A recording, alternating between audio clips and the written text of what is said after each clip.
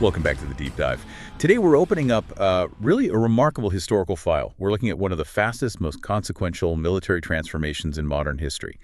How Japan went from, well, a decentralized feudal state to a world power, capable of defeating not one, but two massive continental empires in really rapid succession, all within 50 years or so. It's an absolutely dizzying story. Institutional catch-up, technological catch-up. Our mission, I think, for this deep dive is to try and isolate the specific mechanisms of Japan's ascent. You know, what reforms actually worked, what tactical lessons came out of the Sino-Japanese and Russo-Japanese wars, and maybe most critically, why the world and even Japan itself often fundamentally misread those lessons. Yeah, it's a complex tapestry for sure. And to guide us, we've pulled together a pretty rich stack of source material. We're leaning heavily today on SCM Payne's profound analysis of maritime versus continental strategy. That's key. Also, Bruce W. Menning's insights into Russian perspective, which is often overlooked, and A.D. Harvey's piece defining the Russo-Japanese War as a real curtain raiser for industrial conflict. Right. And we've also drawn critical context from John T. Greenwood's study that's on the U.S. Army military observers in Manchuria. Very insightful reports. Alan Fung's examination of the failures of the Chinese army is also crucial for the earlier period, and Mitchell G. Klingenberg's monograph helps set the stage with earlier conflicts. And then finally, we have that powerful, really raw first-hand perspective from a Japanese officer, Lieutenant Tadayoshi Sakurai, his famous account, Human Bullets. That mix gives us, hopefully, both the grand strategic view and that gritty tactical reality on the ground. So let's jump right into the foundation of this transformation. The pace of change after the Meiji Restoration in 1868. It's just staggering when you look at the timeline. Japan didn't just, decide to modernize. They executed this wholesale institutional overhaul in less than 2 decades. What was driving that incredible speed? Well, Payne makes it really clear. The Meiji generation understood fundamentally that survival required immediate systemic change. They weren't interested in gradual reforms. They were absolutely focused on achieving parity with the West, and quickly. One of the first absolutely critical acts done by 1869 was abolishing the feudal domains. That eliminated the traditional power base of the samurai class, you see, and allowed for real centralization. Wait, let's pause on that for a second. Getting rid of the samurai class structure, the feudal domains, that's a massive internal upheaval. How quickly did they actually move from having this warrior caste system to establishing a truly national, modern fighting force? Almost instantly, considering the scale of the change. The very next big step was creating a national army based on universal conscription. That was 1873. This move was just revolutionary. It established the principle that military service was a national duty, not some inherited privilege. Now, there was resistance, of course, but it allowed them to tap into a manpower pool that was far larger and more loyal to the state than the old feudal armies ever could be. Okay, so they get the manpower sorted, but then they need the institutional brain, right? The command structure to control it. And they didn't just copy one Western model wholesale, did they? It seems like they picked and chose. Precisely. They were ruthless pragmatists about it. They modeled the new Imperial Japanese Army on the Prussian system. They recognized the excellence of its general staff in centralized planning, logistics, mobilization. But at the same time, the Imperial Japanese fleet was modeled on Britain's Royal Navy. They saw its global dominance, its approach to capital ship design, operational doctrine, best of both worlds, they thought. And the institutional scaffolding followed right behind that. Can you walk us through the next few sort of critical milestones that built this new military command structure? Certainly. So in 1873, alongside conscription, they created separate war and navy ministries, a crucial administrative division from the start. Then, very quickly, the establishment of the Army General Staff in 1878. That professionalized planning and strategy, crucially outside the direct political sphere. Then the Staff College was founded in 1883. That ensures a continuous stream of professionally trained officers, not like the ad hoc appointments you saw elsewhere in Asia. And by 1888, they'd reorganized the entire army into modern, mobile divisions, ready for deployment. That's a remarkably comprehensive military professionalization process, done incredibly fast. But military power needs a stable political platform, doesn't it? How did the government itself keep pace with this military sprint? The political modernization was just as aggressive, really. They established a cabinet system in 1885, introduced civil service examinations in 1887 to promote meritocracy over old privilege, promulgated a modern, centralized constitution in 1889, and then convened the Diet, their parliament, in 1890. So within about 20 years, you have a unified, centralized, bureaucratically efficient state. one capable of harnessing industrial and financial power for national goals, including war. So this really isn't just about buying better guns. It's about building the entire state apparatus needed to support long-term warfare. Now, let's look at the strategic picture driving all this. Payne draws this fascinating distinction between Japan as a maritime power and its big continental rivals, China and Russia. What does that distinction tell us about Japan's fundamental vulnerability, or maybe its strategic outlook? Well, for a maritime power like Japan, or Britain for that matter, security relies heavily on the sea. It acts as a protective moat, right? But if you want to project power or secure resources overseas, you have to operate on exterior lines. You have to cross that moat. And maritime powers often have to rely on multiple instruments, trade, diplomacy, alliances, because naval power alone rarely wins decisive victories on land. Okay, contrast that with Russia and China. They're classic continental powers. They rely on the sheer size of their territory for defense. They can trade space for time. They utilize massive armies and can leverage interior lines moving troops and supplies relatively quickly within their own borders. For Japan, the really critical concern, the thing driving much of this modernization push, was Russian expansion. Specifically under Tsar Nicholas II and his very influential finance minister, Sergei Witt, their push into Manchuria and Korea was seen as an existential threat. Right. Witt's ambitions in Manchuria and Korea seem to be the main engine of Japanese anxiety.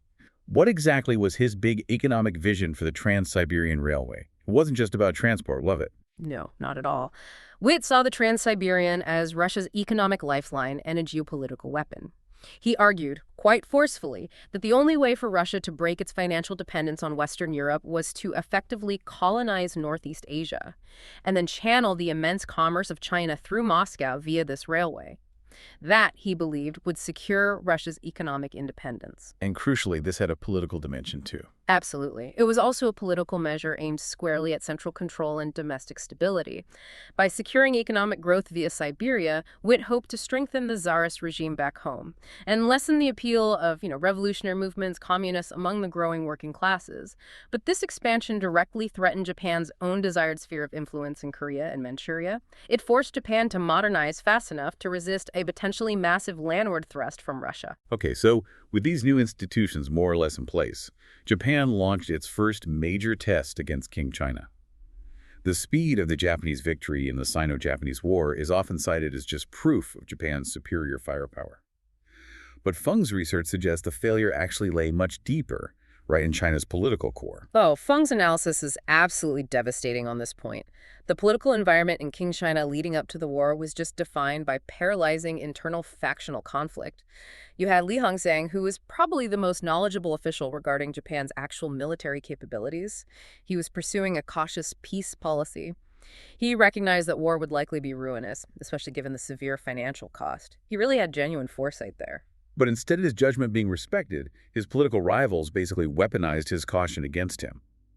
That sounds like profound systemic self-sabotage. It absolutely was. Officials like Wang Tong and Zi Rui saw the rising tensions as a golden opportunity to attack Li Hongzhang and assert their own power. They publicly labeled his, frankly, rational diplomatic efforts as cowardice or procrastination.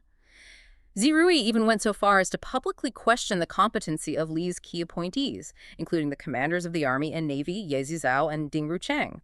This constant internal backbiting made it completely impossible to execute a coherent, rational strategy. It basically forced China into a war it was institutionally incapable of winning. Now, the common historical myth, one you often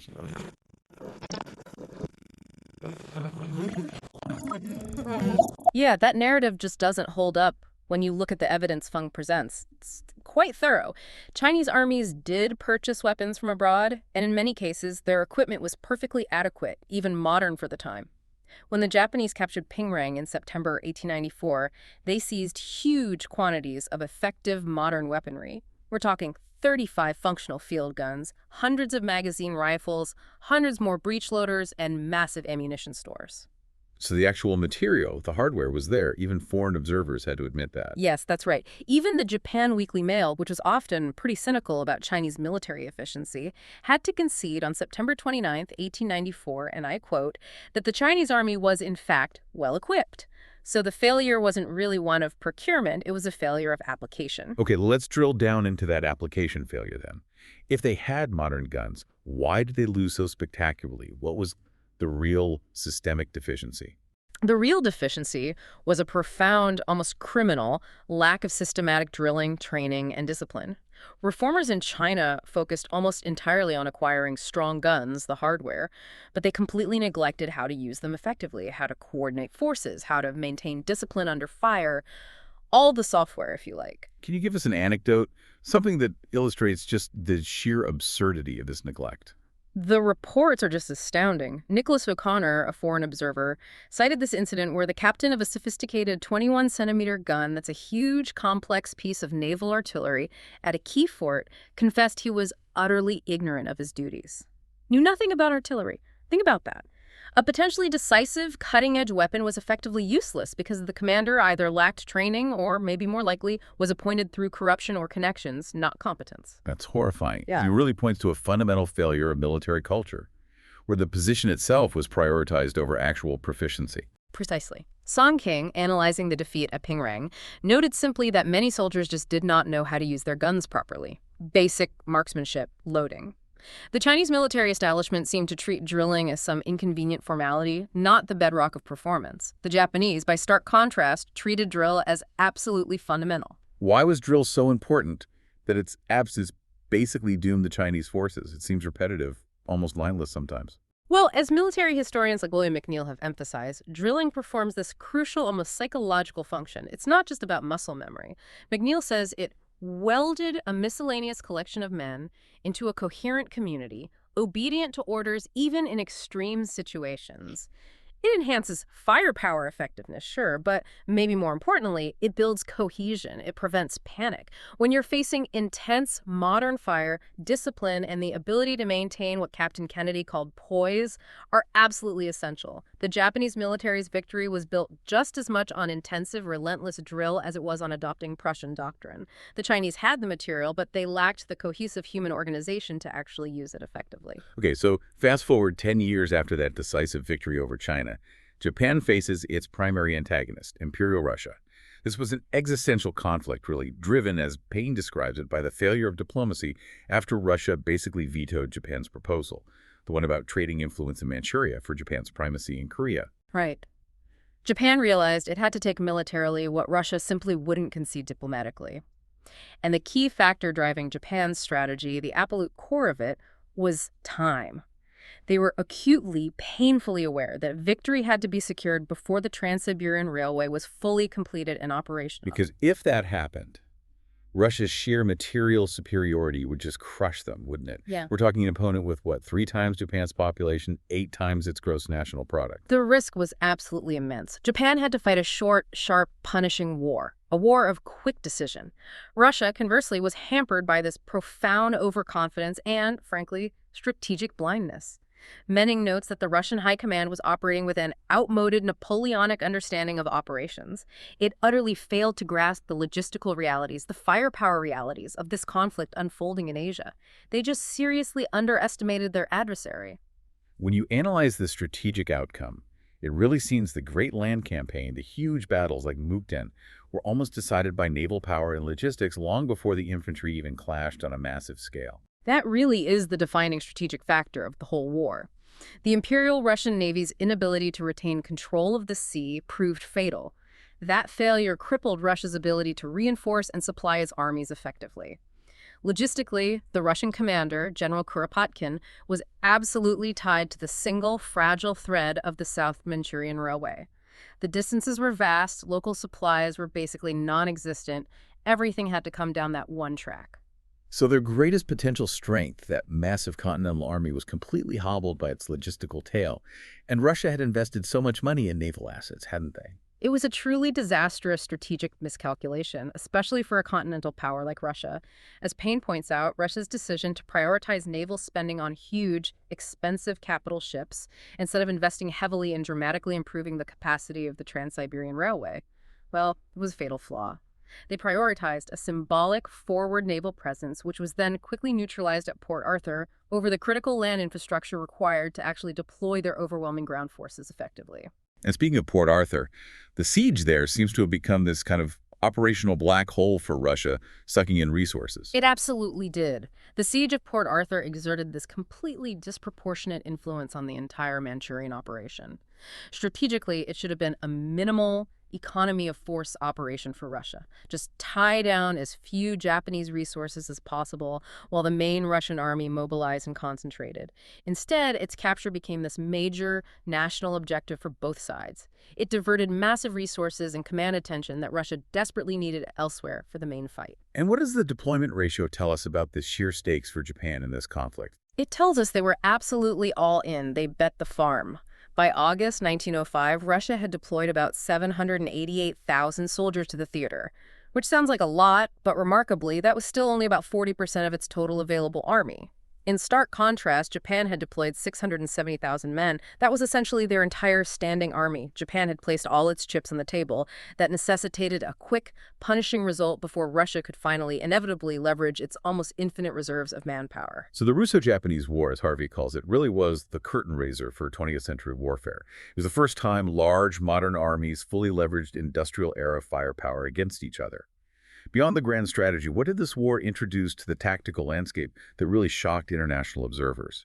Well, the technological leap from the Sino-Japanese War just 10 years earlier was vast. We saw the widespread deployment of machine guns, magazine rifles firing high-velocity rounds, extensive use of barbed wire entanglements, field guns firing high-explosive shells, not just shrapnel, all organized within modern large-scale corps and divisions.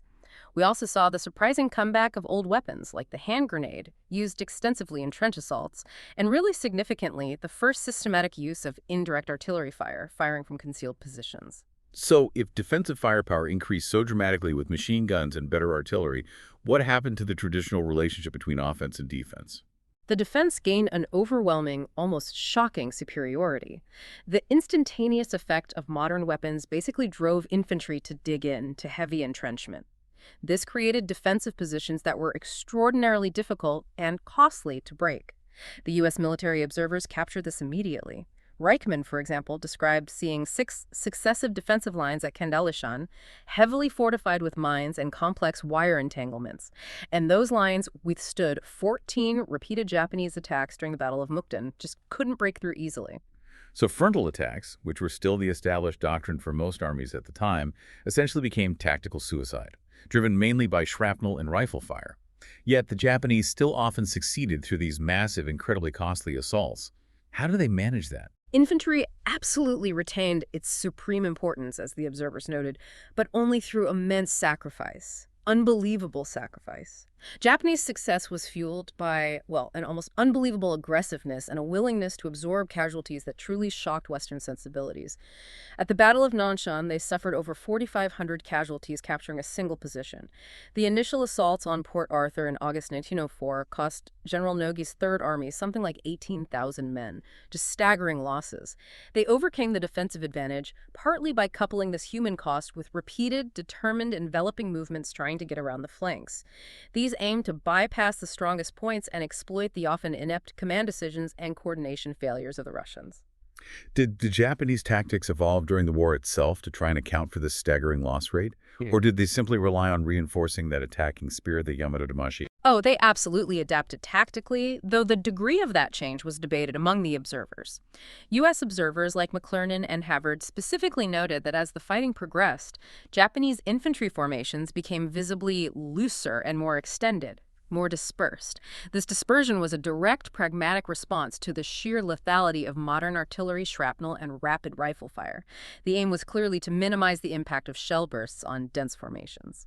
That whole concept of dispersion was highly controversial in Western armies at the time, wasn't it? What did the U.S. observers conclude about how well these new looser formations actually worked? Yeah, it caused a lot of debate back home. Observers like Kuhn and Morrison argued that the lessons of extreme dispersion, which had sort of been hinted at during the Boer War, weren't actually fully applied by the Japanese. They were still attacking in relatively dense ways sometimes. The trade-off, you see, was efficiency versus survivability. Dispersion saves lives, definitely. But it also threatened cohesion and command control. It could make it harder to execute complex orders quickly, which you need for offensive maneuvers.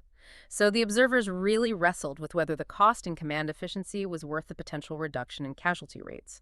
No easy answer. Okay, and artillery. You mentioned it was second only to infantry in importance. What were the key lessons learned about how to use artillery effectively in this new environment? The shift in artillery's role and importance was dramatic. Two lessons were absolutely paramount. First, the crucial importance of high explosive shells for actually destroying fortifications, bunker busting, trench clearing, not just spraying shrapnel over troops in the open. Second, the urgent need for heavier caliber guns, guns capable of penetrating deeper fortifications and providing longer range support. And to really grasp the industrial scale of this shift, consider this detail Greenwood mentions. The Japanese artillery expenditure at the single Battle of Nanshan alone exceeded the total amount of ammunition expended by the entire Japanese army during the entire Sino-Japanese War just 10 years before. Wow, that really drives home the industrial grinder aspect of it. Yeah. And the sources point out something else fascinating, that due to the sheer destructive power of daytime combat, warfare literally moved into the darkness. Indeed. That was a very distinct feature noted by observers. The deadly combination of rapid-fire rifles and accurate, quick-firing artillery forced infantry to utilize night attacks frequently. Darkness became the only reliable shield against being immediately targeted and shredded by defensive fire. Machine guns started playing an increasing, if still debated, role here too. The Japanese often used them to provide effective, sustained covering fire for their assaulting infantry during these night attacks, trying to suppress Russian rifle fire and allow their troops to close the distance. U.S. observers definitely recognized the machine gun's growing importance, but they were still debating its fundamental identity. Was it primarily an infantry support weapon for the offense, or mainly a defensive anchor? That debate would continue right up to World War I. Okay, we've talked about the hardware, the strategy, the tactics, but none of this works without that fierce motivation, that intangible factor encapsulated in the concept of Yamato Damashi, the Japanese spirit. Lieutenant Sakurai's account, Human Bullets, gives us this intimate, almost terrifying look into that mindset, doesn't it? It really does. It's arguably the intangible bedrock of their battlefield success, this seemingly invincible morale defined by utter self-sacrifice. For these soldiers, death in service wasn't something to be feared. It was viewed, as Sakurai vividly wrote, as if it were going home. This was driven by a powerful, deeply ingrained cultural ideal, the imperative to die beautifully in honor, believing, as the saying went, that duty is heavier than a mountain and death lighter than a feather. The absolute worst fate was to live in shame after failure or capture. Sakurai's writing suggests an almost religious fervor when they receive their mobilization orders. He describes the soldiers literally as human bullets ready to be fired at the enemy. Did the intensive military training contribute to this cultural drive, or did it merely reinforce something already deeply present? I think it absolutely reinforced it and channeled it. The incredible rigor of the Japanese drill, which we talked about earlier in the context of the Chinese failure, had a crucial psychological component here too. Captain Kennedy, one of the foreign observers, noted how incredibly impressed he was by the discipline the Japanese maintained under the most horrific fire. Rigorous drill promoted that cohesion and poise we mentioned. It translated cultural idealism into actual battlefield obedience and astonishing endurance. Sakurai recounts this heartbreaking story of an officer whose wife died the very night before his departure for the front. Yet he left bravely, without showing outward grief, prioritizing national duty over his profound private sorrow.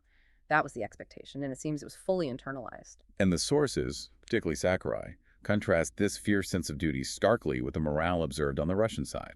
Oh, the contrast couldn't be clearer, at least from the Japanese perspective presented in Human Bullets. Russian soldiers, according to Sakurai's experiences and interrogations, often lacked morale. They were perceived as unwilling to fight sometimes. He even mentions instances where they apparently needed to be driven forward by Cossack troops. The systemic failures of the Russian military infrastructure, the logistics, the command issues seem to have directly translated into low morale and sometimes poor conduct among the troops. What were the root causes identified for that breakdown in Russian morale, beyond just the distance from home and the fatigue of campaigning? Well, there were severe problems reported with widespread ignorance among the ranks and outright corruption higher up. Sakurai notes many Russian captives seemed equally ignorant. They didn't know the name of their own commanding general, or even the fundamental reason they were fighting in faraway Manchuria. And perhaps more damningly, Sakurai records at least one Russian captive confessing that officers had been systematically reducing the soldiers' salaries and rations, likely pocketing the difference. Wow, so corruption literally eating away at their fighting capacity and will. Exactly. And that corruption, that neglect, partly explained why Russian soldiers were sometimes observed pillaging innocent Chinese natives. They were literally starved and underpaid by their own officers. This created this profound disconnect The Russian fighters' underlying principle, as Sakurai interpreted it, seemed to be rather live as a tile than be broken as a jewel, the pragmatic desire for self-preservation, almost the opposite of the Japanese ideal. Now, individual Russian soldiers often fought very stubbornly, particularly in defense, but the overall lack of institutional commitment, widespread ignorance, and poor discipline ultimately weakened their long-term effectiveness against the fanatical Japanese assaults. So this war, the Russo-Japanese War, became this compulsory real-world training session for the military establishments of the world. The U.S. Army, in particular, sent a significant delegation of military observers, figures who became quite famous later: Enoch Crowder, Joseph Kuhn, Peyton March, even John Pershing. They produced 5 massive volumes of reports. What were the key areas they were really scrutinizing? What questions were they trying to answer? They focused intently on answering the most critical doctrinal questions of that specific time, especially the big one: the viability of traditional frontal infantry attacks against modern high-velocity, rapid-fire weapons. Could it still be done? At what cost? They analyzed the effectiveness of the new quick-firing field artillery, the organization and proper use of the machine gun offense or defense, and crucially, the immense logistical challenges of sustaining industrial-scale warfare so far from home. These reports provided this incredibly crucial, unfiltered look at what the future of major conflict was going to look like. And what kind of institutional impact did these incredibly detailed reports actually have back home in the U.S. Army? Was there immediate sweeping doctrine change? Well, immediate sweeping change was pretty constrained, partly by congressional budget limitations. New weapons and doctrines are expensive, and partly by the natural conservatism you find in any large military institution. Change is hard. However, the long-term impact was absolutely profound. The experience was transformative for the future leaders who witnessed it firsthand. Peyton March, for instance, went on to become Army Chief of Staff. He immediately incorporated lessons learned into things like the Artillery Reorganization Act of 1907. And John Morrison's contribution at Fort Leavenworth was particularly influential too, wasn't it? Hugely influential. Morrison returned from Manchuria and completely revised the entire curriculum at the Army's advanced schools, the School of the Line, and the Staff College at Fort Leavenworth, Kansas. He recognized that the old Napoleonic doctrines were effectively dead. He hammered home that the future depended on officers understanding combined arms warfare, modern logistics, and the devastating power of the prepared defense. So the lessons were definitely being internalized by the next generation of American commanders, even if the official field manuals sometimes lagged behind the reality seen in Manchuria. But despite this wealth of detailed observation, perhaps the most tragic lesson of the war, the overwhelming advantage of the defense against the unsupported frontal attack seems to have been largely ignored or at least misinterpreted by the major European powers. That really is the ultimate failure of military imagination in the decade leading up to World War I. It's quite stark. As Harvey and others point out, European armies often engaged in a kind of motivated reasoning or self-deception. They tended to view the Manchurian experience not as a revelation of genuinely new universal truths about warfare, but often as confirmation of their existing doctrines. Or worse, they dismissed the results as somehow irrelevant, attributing the outcomes to the peculiarities of Asian soldiers or Russian incompetence or the specific terrain, not applicable to a real European war. So they failed to connect the dots between the machine guns, the barbed wire, the quick-firing artillery, the deep entrenchments, and the inevitable result of massive casualties for the attacker. Precisely. The intense debates that happened in military journals between 1905 and 1914 were ultimately inconclusive. They argued endlessly but didn't change fundamental assumptions. The true, staggering cost of overcoming the modern defensive advantage, demonstrated so graphically and bloodily in Manchuria, was just fundamentally ignored or rationalized away. As Greenwood highlights, this led directly, tragically, to the horrors of 1914 in the Western Front. Lessons had to be relearned at great and tragic human and national cost because they weren't absorbed when first presented. The tactical realities were only fully, painfully grasped after the trenches solidified, not before. And this failure to learn wasn't exclusively a Western problem, was it? Japan itself, the victor, fell victim to its own massive institutional self-deception regarding the sources of its victory. Yes, and this is perhaps the most critical long-term flaw that Payne identifies. It's a crucial point. Japan mistakenly attributed its hard-won success almost solely to its spiritual fortitude, the Yamato Damashi, the will to win. They dangerously neglected the immense roles played by plain Russian strategic incompetence, their catastrophic logistical failures, and, importantly, Japan's own superior execution of imported Prussian logistics and British naval training and technology. It wasn't just spirit. And how did that overestimation of willpower over material factors translate into actual strategic errors for Japan going forward? Well, as Kane meticulously details, this fostered a dangerous institutional culture of risk-accepting strategies, a belief that sufficient willpower could overcome almost any material deficit. Maybe even more destructively, it entrenched a fierce, almost toxic institutional rivalry between the Imperial Japanese Army and the Imperial Japanese Navy. After the war, instead of integrating lessons learned, they entered into these bitter, completely non-cooperative budget battles, fighting each other for resources. Refusing to coordinate effectively, even as they planned for future complex expeditionary warfare. Exactly. It's almost unbelievable. The Army and Navy developed entirely separate war plans, often targeting different primary adversaries, Russia versus the U.S., for example. They failed to recognize that victory in the complex, technologically advanced future of expeditionary warfare would absolutely require deep inter-service coordination and joint planning. The brilliant founding Meiji generation, who often had personal connections that bridged these institutional divides, began to pass away. And the new generation, often with a narrower professional focus, allowed these splits to cement. This strategic blindness, overestimating the intangible spirit, while fatally underestimating the necessity of inter-service coordination and the hard constraints of material reality, would ultimately become the fatal flaw in Japan's later imperial ambitions leading up to World War II. So, to kind of synthesize the core takeaway here, Japan's rapid ascent was undeniably this dual success. On one hand, you had brilliant technical and institutional modernization, rigorously adopting and adapting the best models they could find from Prussia and Britain. But that was coupled with, and perhaps enabled by, this profound, disciplined, intangible fighting spirit, the Amato Damashi, that allowed its soldiers to execute incredibly aggressive maneuvers and absorb simply staggering casualties. It was both things together. But the immediate outcome of the Russo-Japanese War, the big lesson for the world at the time, was that it served as an undeniable, brutal military laboratory. It definitively showcased the devastating power of new defensive technology, machine guns, wire, trenches, modern artillery. The fact that the ultimate strategic lesson from that, the lesson that the traditional offense now faced severe, maybe even prohibitive limitations against a prepared modern defense, was largely ignored by most Western powers until the catastrophe of 1914. Well, it suggests that sometimes the hardest lessons to learn are the ones that fundamentally challenge deeply entrenched, long-held military doctrines and beliefs. And maybe a final thought to leave our listeners with. If the Japanese Army's self-deception about the true reasons for its hard-won victories, attributing success almost solely to spirit rather than fully acknowledging the role of material factors in enemy failures, led them into profound strategic errors later on, you really have to ask yourself, what deeply ingrained belief in our own modern military culture today, perhaps rooted in past successes or dominant theories, might be a similar source of potential blindness for us, looking towards future conflicts?